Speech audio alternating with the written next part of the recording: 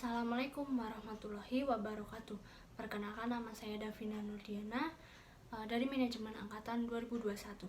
Di sini saya akan membahas mengenai salah satu kasus dari perusahaan Nike. Yang pertama, saya akan memberi overview kasus. Pada tahun 2017, berawal dari eksekutif wanita senior di kantor pusat Nike mengundurkan diri terkait dengan masalah pelecehan di tempat kerja dan sampai pada telinga CEO Nike, yaitu Mark Parker dan anggota dewan lainnya. Setelah kejadian tersebut, para karyawan Nike ini berinisiatif untuk melakukan survei kepada seluruh karyawan wanita agar mengetahui apakah ada korban lain dari masalah pelecehan seksual dan juga diskriminasi gender ini. Setahun setelah kejadian dan survei itu berjalan, Parker menerima kembali temuan dari hasil survei tersebut berupa kefrustasian dari banyak karyawan akibat tidak adanya respon atau keluh kesah yang telah para karyawan sampaikan melalui Departemen SDM, dan mereka juga mempostingnya pada situs Glassdoor.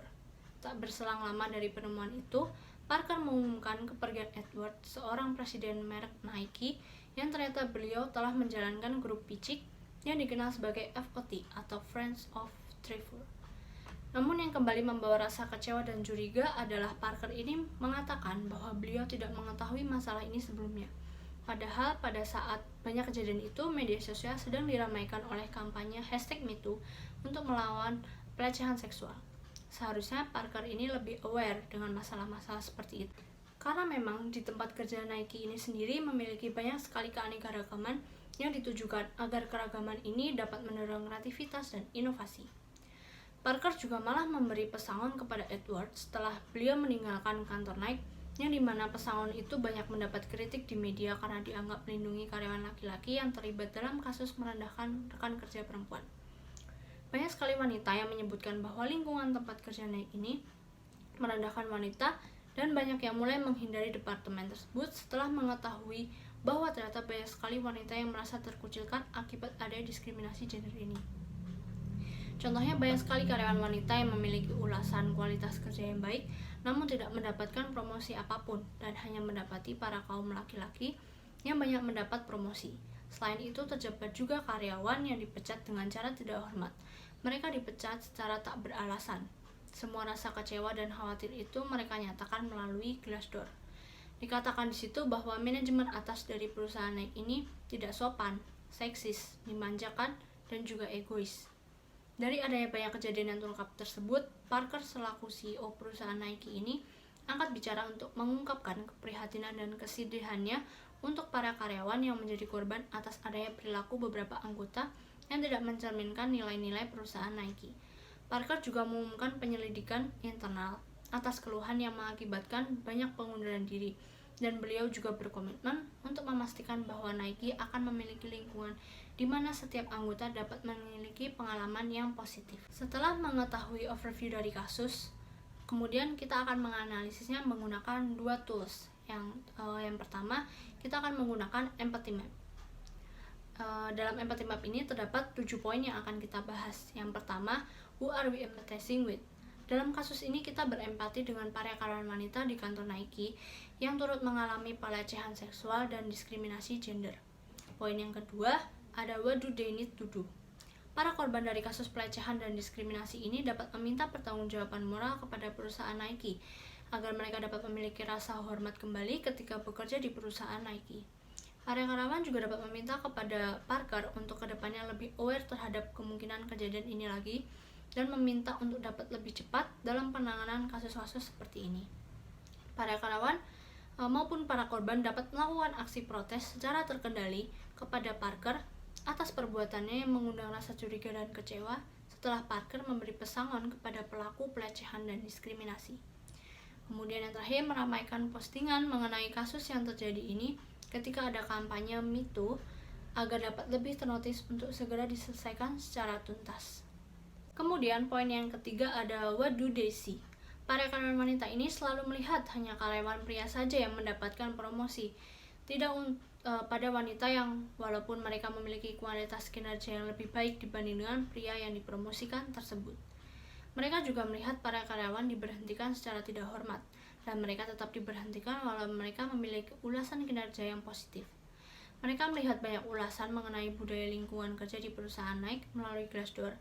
Para karyawan Nike ini juga melihat beberapa kritikan keras untuk Nike di media sosial setelah Parker memberikan pesangon kepada Edward, yaitu pelaku pelecehan seksual dan diskriminasi ini. Namun di sisi lain, Parker juga mendapat pujian oleh banyak media karena perilakunya yang dianggap positif, sebab jarang sekali ada CEO yang menindaklanjuti dengan tegas atas masalah seperti ini. Kemudian untuk poin yang keempat, kita akan membahas what do they say. Para karyawan di Nike ini mengatakan bahwa mereka curiga terhadap klaim Parker yang mengatakan bahwa beliau tidak mengetahui masalah pelecehan dan diskriminasi ini sebelumnya. Karyawan wanita mengatakan bahwa mereka ini terpinggirkan, terkucilkan akibat dilecehkan oleh supervisor, dan mereka juga mengatakan bahwa mereka ini diabaikan dalam kegiatan promosi. Banyak wanita yang menyebutkan bahwa lingkungan tempat kerja perusahaan Nike ini merendahkan wanita, juga mengatakan bahwa mereka ini tuh takut kepada pelaku. Kemudian untuk poin yang kelima ada what do they do. Beberapa karyawan wanita dari perusahaan Nike ini yang diduga juga menjadi korban pelecehan dan diskriminasi melakukan pengunduran diri. Para karyawan melakukan survei internal terkait dengan masalah pelecehan dan diskriminasi gender untuk mengetahui lebih lanjut apakah terdapat korban lain yang mengalami pelecehan dan diskriminasi gender ini. Kemudian para korban melakukan pelaporan kepada CEO Nike dan meminta penanganan secara tuntas atas adanya kasus ini. Selain itu, mereka juga melaporkan pada saat rapat staff yang mereka posting juga atas rasa kekhawatiran mereka di situs ulasan Glassdoor. Untuk poin yang keenam, kita akan membahas why do they hear. Para karyawan ini mendengar bahwa Parker selaku CEO perusahaan Nike telah memberhentikan Edward sebagai pelaku kasus ini. Namun, mereka mendengar bahwa Parker ini mengumumkan kepergian Edward kepada media dengan alasan tidak ada kaitannya sama sekali dengan kejadian pelecehan dan diskriminasi ini. Pada awal Mei 2018, para karyawan mendengar bahwa Parker telah memperkenalkan beberapa perubahan dalam praktik SDM di perusahaan Nike. Mereka juga mendengar beberapa pakar hukum ini mengatakan bahwa insiden yang terjadi ini sulit untuk diberi label sebagai pelecehan tempat kerja karena kurangnya bukti yang mendukung dan terlihat jelas. Kemudian poin yang terakhir yang ketujuh ada what do they think and feel. Dalam poin ini terdapat pain and gain. Untuk poin pain, para karyawan merasa frustasi dengan anggota Departemen SDM perusahaan Nike tersebut karena mereka tidak pernah mendengar dan merespon segala keluh kesah yang dirasakan oleh para karyawan wanita. Mereka juga merasa khawatir atas kejadian ini akan memakan lebih banyak korban dan merasa khawatir jika mereka akan merasakan kembali kejadian yang sama. Para karyawan juga merasa kecewa dengan CEO yang sempat mengambil tindakan yang dianggap melindungi karyawan pria dan dianggap merendahkan karyawan perempuan. Kemudian untuk gain, ada seluruh karyawan Nike, terutama karyawan perempuan, berharap bahwa Parker ini akan menangani kasus secara tuntas dengan cepat dan sesegera mungkin dapat menyelesaikannya. Semua karyawan juga berharap Parker dapat meningkatkan kualitas karyawannya agar bisa sesuai dengan nilai-nilai perusahaan Nike. Dan setelah kejadian ini diharapkan akan ada lebih banyak karyawan wanita yang turut dipromosikan tanpa ada diskriminasi. Namun pemilihannya bisa ditentukan oleh kualitas kinerja. Setelah empathy map, tools yang kedua adalah kita menggunakan fishbone diagram. Dalam fishbone diagram ini terdapat cause and effect. Untuk cause sendiri terdapat 4 poin yang akan saya bahas. Untuk penyebab yang pertama terdapat dari proses.